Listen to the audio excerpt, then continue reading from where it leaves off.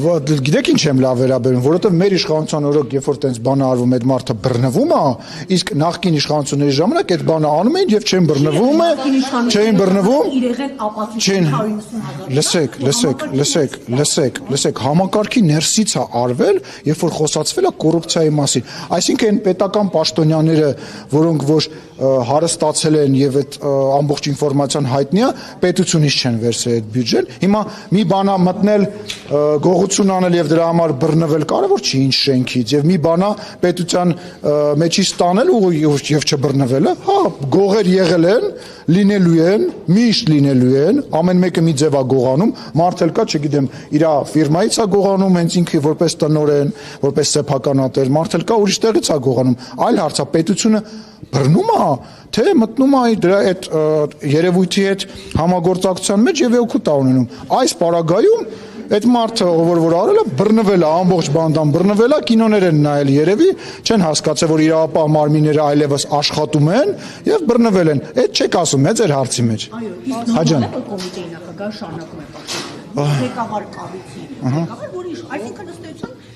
Ես ուզում եմ հասկանամ, իսկ որ մնացած տեղերում գողություն ա լինում։ Լսեք,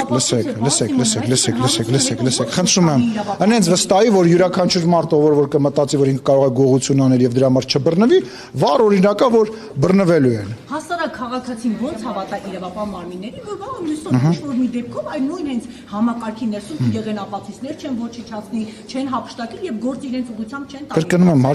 հարգելիս, կրկնում եմ, որ տեսնում է մարդը, որ այդ գողություն